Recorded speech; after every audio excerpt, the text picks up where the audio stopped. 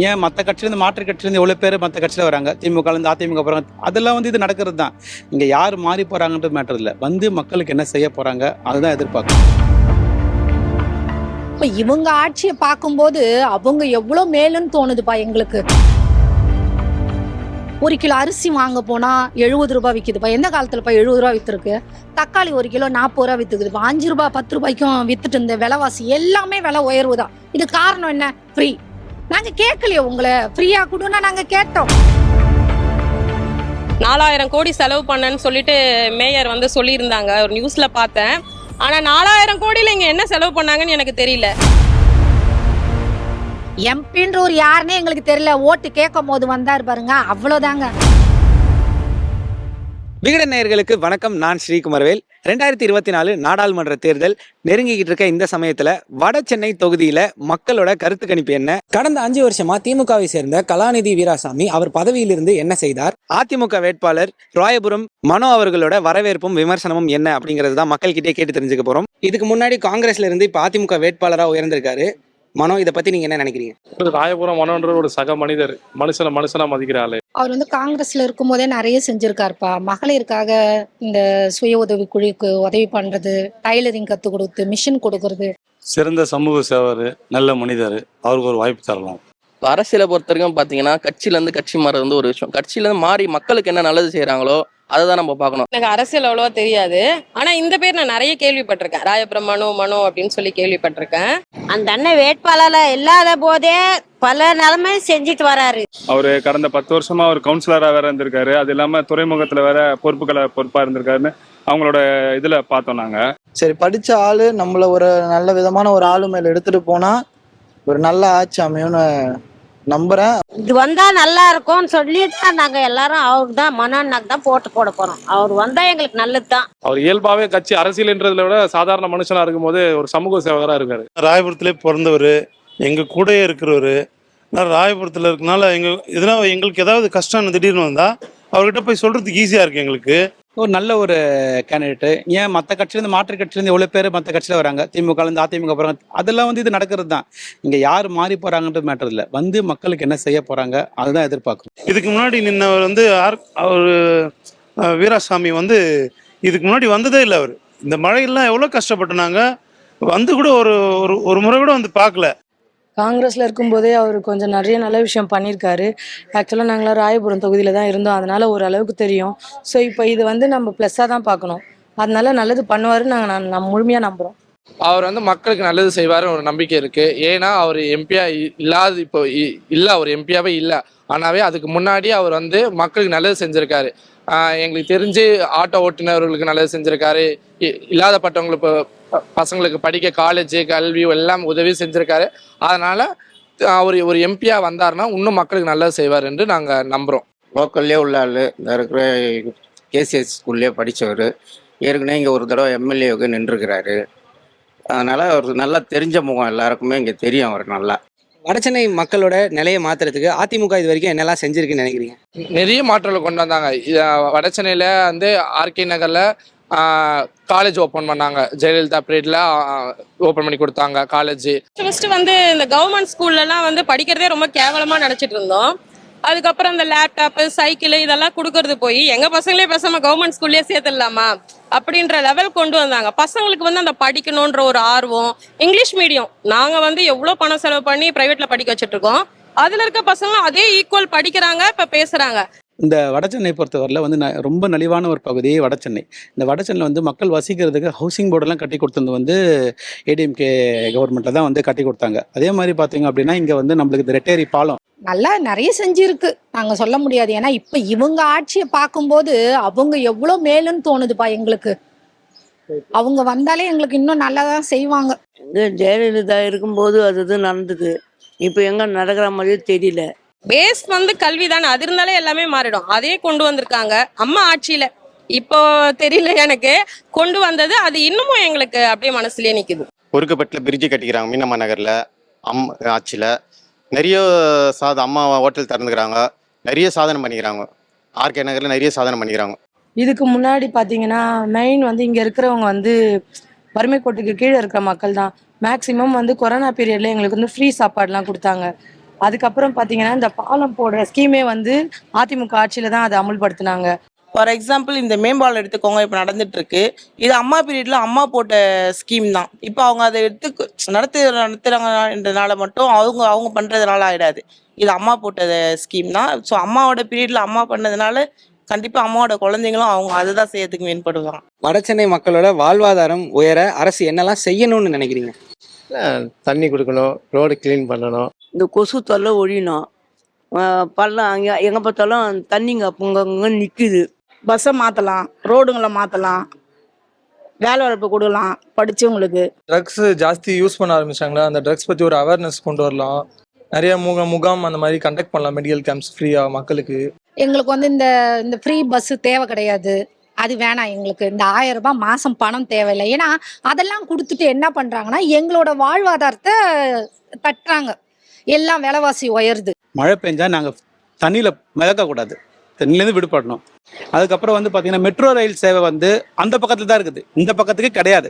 ரெட்டேரியிலேருந்து towards Perambur வரைக்கும் எங்களுக்கு station கிடையாது. 1 கிலோ அரிசி வாங்க போனால் 70 ரூபாய் விற்கிதுப்பா. எந்த காலத்துலப்பா 70 ரூபா விற்றுருக்கு? தக்காளி 1 கிலோ 40 ரூபா விற்றுக்குதுப்பா. 5 ரூபாய் 10 ரூபாய்க்கும் விற்றுட்டு இருந்த விலைவாசி எல்லாமே விலை உயர்வு தான். இது காரணம் என்ன? ஃப்ரீ. நாங்கள் கேட்கலையோ உங்களை, ஃப்ரீயாக கொடுன்னா நாங்கள் கேட்டோம். சிஎம்மோட முக்கியமான அந்த பிளேசஸ் அந்த கொளத்தூர் அண்டு அப்புறம் பார்த்தீங்கன்னா 1000 விளக்கு தொகுதி இதில் மட்டும்தான் அதிகமாக கான்சென்ட்ரேட் பண்ணுறாங்க. மற்றபடி இருக்கிற எந்த ஒரு தொகுதியிலுமே அவங்க கான்சென்ட்ரேட் பண்ணி எந்த ஒரு நீட்ஸுமே சரி பண்ண மாதிரி இல்லை. எல்லா தொகுதியிலுமே எல்லா குறைகளுமே அப்படியே தான் இருக்குது. வடசென்னை சார்பாக முதல் கல்வி தரத்தை உயர்த்தணும். அதுக்கப்புறம் ரோடு வசதி இல்லை. மழை காலத்தில் எல்லார் வீட்லையுமே தண்ணி பொழுந்துருக்கு. எந்த கட்சி வந்தாலும் சம்பந்தம் தான், எந்த கட்சினா வரட்டும், ஏழை மக்கள் நல்லது செய்யட்டும், வேலை வெட்டி இல்லாமல் வேலை கொடுக்கட்டும். இந்த குப்பமேடு நிச்சயமாக அகற்றப்படணும். போன தடவை கலாநிதி வீராசாமி வாக்குறுதி கொடுத்ததோடு சரி, நிறைவேற்றலை. அதை குப்பமேடு வந்து பெரிய இடைஞ்சல் எங்களுக்கு. அதனுடைய சுவாசம் பாதிப்புலாம் அதிகமாக இருக்குது. போதைப் பொருள் அதிகமாக இருக்குது, கஞ்சா அதிகமாக இருக்குது, கொசு தொல்லை, அந்த குப்பைமேடில் வந்து நிறைய வந்து அலர்ஜி மாதிரி டஸ்ட் அலர்ஜி மாதிரி வந்து பரவுது. அதனால ஸ்கின் ப்ராப்ளம்லாம் வருது. 2வது மழை பெஞ்சா வெள்ளம் தண்ணி நிற்குது. நீங்களே பார்த்துருப்பீங்க எவ்வளோ இந்த வாட்டி வெள்ளத்துக்கு ரொம்பவே பாதிப்பு சேதாரம் அதிகமாகவே இருந்துச்சு. இப்போ வடசென்னை மக்களோட பிரதான பிரச்சனைகள்லாம் நீங்க எதை சொல்வீங்க? நிறைய போதைப் பொருள் விற்கிறாங்க, அதுதான் கொஞ்சம் இதுவாக இருக்குது. நல்ல ஒரு கல்வி கிடையாது இங்க. அதெல்லாம் கொஞ்சம் மாத்தினா ரொம்ப நல்லா இருக்கும். 4000 கோடி செலவு பண்ணேன்னு சொல்லிட்டு மேயர் வந்து சொல்லியிருந்தாங்க, ஒரு நியூஸ்ல பார்த்தேன். ஆனா 4000 கோடியில இங்க என்ன செலவு பண்ணாங்கன்னு எனக்கு தெரியல. ஒரு நாள் மழை பெஞ்சாலே ரோடு ஃபுல்லா நின்றுடும், முட்டி வரைக்கும் தண்ணி நின்றுடும். மெயினா வந்து பசங்களுக்கு அந்த கையில கிடைக்கிற குட்கா அதெல்லாம் கொஞ்சம் ஸ்டாப் பண்ணா ரொம்ப நல்லா இருக்கும். பிரச்சனையே அதுதான். இப்போ பசங்க சின்ன பசங்கள்லாம் கூட இப்போ கஞ்சா அடிச்சு போதைப் பொருள் பாட்டுன்னு அதெல்லாம் போட்டுனுக்குறாங்க. அதெல்லாம் கொஞ்சம் ரிலீவ் பண்ணாங்கன்னா கொஞ்சம் நல்லா இருக்கும். சரியான தூர் வாடுறது இல்ல, ரோடு பிரதாசன சாலைன்றாங்க, பிரதாசன சாலை இல்ல. சொல்ற அளவுக்கு இங்க எதுவும் செய்யல சார். இனி எதனா செய்வாங்களா பாப்போம். பிரதான பிரச்சனைன்னு பார்த்தீங்கன்னா மெயின் வந்து கஞ்சா பொருள் தான் இங்கே இருக்குது. அதுக்கப்புறம் இங்கே ஒரு ஒயின் ஷாப் இருக்குது, மெயின்லேயே இருக்குது. இன்னமும் ரோடு போறோம்னு சொல்லிட்டு மேடும் பள்ளமாவா தான் இருக்கு. தண்ணி பிரச்சனை தீர்க்கிற மாதிரியே தெரியல. கல்லூரிகள் வந்து கொஞ்சம் உயர்தரமான கல்லூரிகளையும் கொஞ்சம் வரணும், தேவைப்படுது மக்களுக்கு படிக்கிறதுக்கு. 2வது நீட் கோச்சிங் சென்டர்லாம் கூட இங்கே கம்மி தான். நாங்கள் வந்து தென் சென்னை இந்த மாதிரி பகுதியை நாடி தான் இந்த மக்கள்லாம் போகிறாங்க. எனக்கு எந்த பிரச்சனையும் கிடையாது. எங்க ஸ்ட்ரீட்ல வந்து தண்ணி நிக்குது, ஃப்ரீயா போகணும், வரத்துக்கு இல்லாம இருக்குது, அவ்வளவுதான் கஷ்டமா இருக்கு. இப்போ அரசியல் ஆழம் தெரிந்த ராயபுரம் மனோ எம்பி ஆனா என்ன நடக்கும்னு நினைக்கிறீங்க? ஐயோ, அவர் எம்பி ஆனா அதான் நாங்கள் சொல்கிறோம்பா. நான் நிறைய அவர்கிட்ட மிஷின் வாங்கியிருக்கேன், நிறைய பயன்பெற்றிருக்கேன்பா. அதனால கண்டிப்பாக அவர் வந்தாருன்னா பெண்களுக்கு நிறைய அவர் செய்வார். அவர் ஏற்கனவே ஒரு 10 வருஷம் கவுன்சிலராக இருந்திருக்காரு. அப்போவே அந்த ஏரியாலாம் நல்லா பண்ணியிருக்கிறாரு. எம்பி ஆனால் மாவட்டத்துக்கே இன்னும் நல்லா, வட சென்னைக்கே இன்னும் நல்லா பண்ணுவார் அப்படின்ற ஒரு நம்பிக்கை. மக்களுக்கு நல்லது நடக்கும், படித்தவர் மக்களுடைய நலன் கருதி நல்லது நடக்கும்னு நாங்கள் நம்புகிறோம். என்னை பொறுத்த வரைக்கும் மனோ அவர்கள் வந்து நல்லா படித்தவர். அவரோட திங்கிங் வந்து ஹை லெவலில் தான் இருக்கும். ஒரு பண்பாளர் அப்படியும் சொல்லிக்கலாம் நம்ம. அப்படின்னும் போது அவர் இங்கே இருக்கிற யங்ஸ்டர்லேருந்து இருக்கிறவங்களே இதுக்கப்புறம் வர காலம் வட சென்னை வந்து தாழ்த்தப்பட்ட பகுதியாக இருக்காது, கண்டிப்பாக அது உயர்ந்து வர நிலையில் இருக்கும். அதனால ப்ளஸ் தான் நாங்கள் நினைப்போம். இப்போ வடசென்னையில் வாழ்கிற மீனவர்களோட நிலைமையை பற்றி சொல்ல முடியுமா? அவங்கள ரொம்ப வதிக்கிறாங்க.